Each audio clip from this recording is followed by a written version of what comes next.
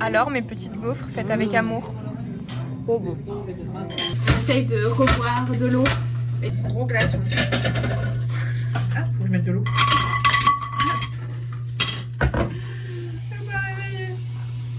Elle est potable et elle est buvable, mais elle a quand même un goût bizarre. Il y a des produits chimiques là-dedans. On dirait Dora l'exploratrice avec son sac à dos. Moi, je suis Babouche, du coup. Ouais, allez Babou. Cool. Bon, là, on part en direction d'un centre équestre qui est pas très loin de Sacramento, qui a une quarantaine de minutes. Oui, pour nous, maintenant, c'est pas très loin parce qu'on est tellement habitués à faire des heures de route que bon, c'est à côté.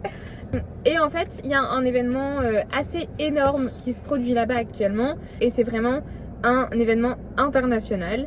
Donc, du coup, on va essayer de voir si on arrive à entrer. On n'a pas de place. J'avais envoyé un mail, mais j'ai pas eu de réponse. Donc, au culot. Allons-y. Let's go. Hop là. Je viens de passer au rouge. Il faut passer au rouge sinon c'est klaxonné. Quand on tourne, c'est celui qui passe. Oh. Tout ça, c'est des vents pour les chevaux. C'est énorme. Waouh.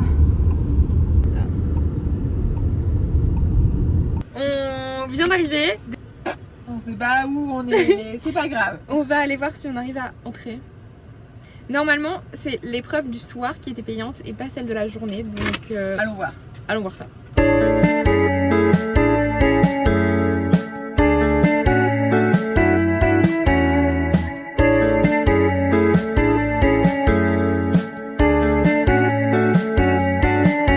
On est rentré.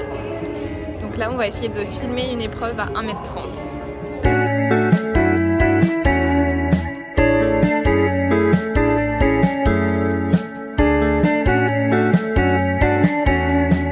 On vient de sortir de l'événement. Ton avis? En fait, ça faisait longtemps que j'avais pas assisté à une compétition de jumping, de CSO, où j'avais oublié, où j'avais des billets. Et voilà, j'en ai d'autres sûrement, mais là ça m'a choquée en fait. J'étais un peu choquée. Ouais, honnêtement, moi je venais avec beaucoup de biais positifs quand même parce que la compétition de CSO, c'est quand même ce que moi j'ai pratiqué quand j'étais jeune. Et même dernièrement, j'ai toujours défendu les pratiquants de ces épreuves-là en me disant que bon, à niveau professionnel et à haut niveau quand même, on avait des belles choses. Alors il y a eu des très beaux parcours là-dessus, je suis très contente. J'ai vraiment vu des cavaliers être à l'écoute de leurs chevaux, faire des grosses gratouilles à la fin du parcours et Désanglé. oui, ça vraiment étonnant et très positif. C'est le parcours vient de se finir, la cavalière repart au pas et descend tout de suite à la fin de son parcours. Enfin ça, j'ai trouvé ça vraiment très beau, très chouette. Mais il y a eu d'autres choses, il y a beaucoup de choses qui m'ont vraiment étonnée, assez négativement, alors que j'avais un biais quand même assez positif. Et ça reconfirme ma conviction qu'il y a des choses à changer dans cette épreuve, qu'il y a des choses à faire et qu'il est grand temps de faire évoluer les choses. Des choses à changer dans la notation ou dans la façon de faire parce que c'est pas joli. Et là, il est 14h30. Faut qu'on aille manger. On va tester le Taco Bell. Ça faisait un moment qu'on n'arrêtait pas de le croiser sur les aires d'autoroute et on s'est dit Goûtons. Montre ce que tu bois. Elle est partie où la bonne résolution? En vacances. C'est toi qui as pris ta bonne résolution. Moi, j'ai pas dit que j'allais faire ça. Réaction à ça. C'est dégueulasse. C'est hyper sucré. Waouh, la bombe de sucre. Non, mais je ne pourrais pas boire ça. J'arrive pas à définir si j'aime bien ou si je déteste. Il y a comme un goût. Ça me fait penser, tu sais, au Doliprane effervescent. Le fin de bouche du Doliprane effervescent. C'est exactement le même goût. Confiance dans le matériel, il sait s'attacher. Ah, oulé. Elle est pas sereine devant l'ascension là. Il est fou. Non, il est fou ce gamin. Il est fou. Gros big up à ses parents. Vraiment. À sa mère. Je pense à sa mère. Je fais ça, elle me tue avant que je puisse ne Ah serait-ce ouais, que je monter pense à- le Mont Blanc. Je pense à sa mère et gros big up à sa mère.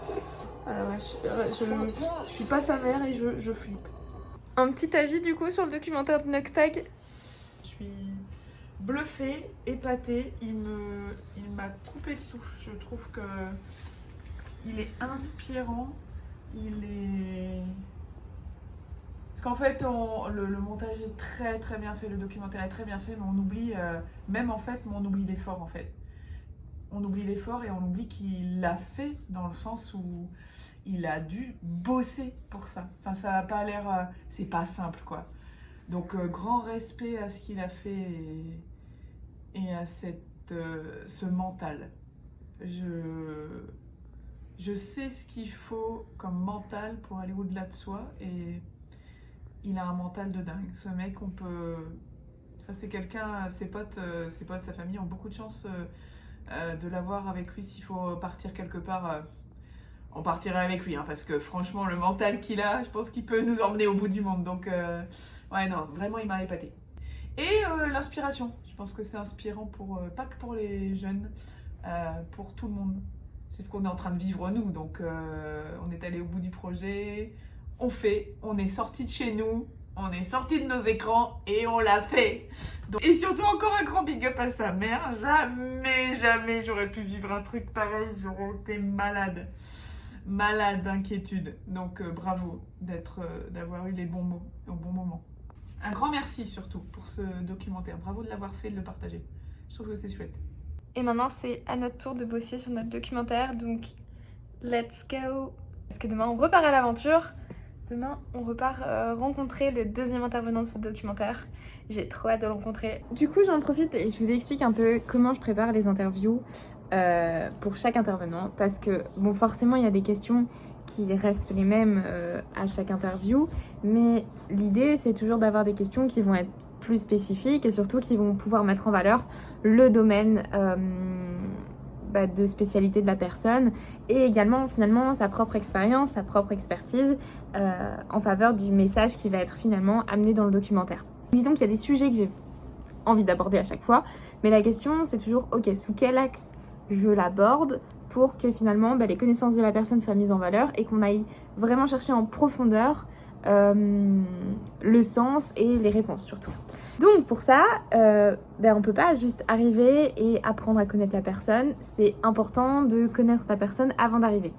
Donc pour chaque personne que j'interviewe, j'essaye d'écouter les podcasts auxquels elle a participé, j'essaye d'écouter ou de regarder des vidéos qu'elle a faites, j'essaye d'aller lire les anciens posts qu'elle a pu faire, parce que tout ça, ça va me donner des informations et des indications sur l'évolution qu'a eu la personne tout au long de son parcours, mais également finalement ses valeurs, ce qu'elle a tendance à mettre en avant dans son travail, en tout cas son domaine d'expertise. Et également les points qui, moi, vont peut-être me mettre des petits points d'interrogation où je me dis ok, ça j'aimerais bien qu'on l'approfondisse. Toutes ces interviews, l'idée c'est qu'on puisse aller voir au-delà des apparences et qu'on puisse aller répondre aux questions auxquelles on ne répond peut-être pas d'habitude avec ce qu'on a de façon accessible. Donc là, j'ai passé 1h30 à écouter, regarder des vidéos, etc. J'ai pris toutes mes notes sur cette personne. Et du coup maintenant, il va falloir que je pose des questions. Donc j'ai toutes les questions que j'avais posées. Ça c'est ma dernière interview. C'est toutes les questions que j'ai posées, sachant que pendant l'interview, il y en a eu d'autres qui sont venues, donc j'en ai pas faites certaines et j'en ai posé d'autres à la place qui sont venues naturellement. Parce que forcément, une interview, ça se prépare beaucoup à l'avance, mais ça se fait aussi un peu au feeling parce que des fois, il y a des choses que la personne va dire et on se dit « Ok, ça, j'aimerais aller l'approfondir ». Et donc là, du coup, par rapport à toutes ces questions, je vais devoir les relire et décider qu'est-ce que je garde, qu'est-ce que je garde pas et qu'est-ce que j'ai envie d'approfondir par rapport à toutes les notes que j'ai prises sur cette personne-là. Il y a déjà 2-3 sujets où je me dis il va falloir qu'on aille approfondir tout ça.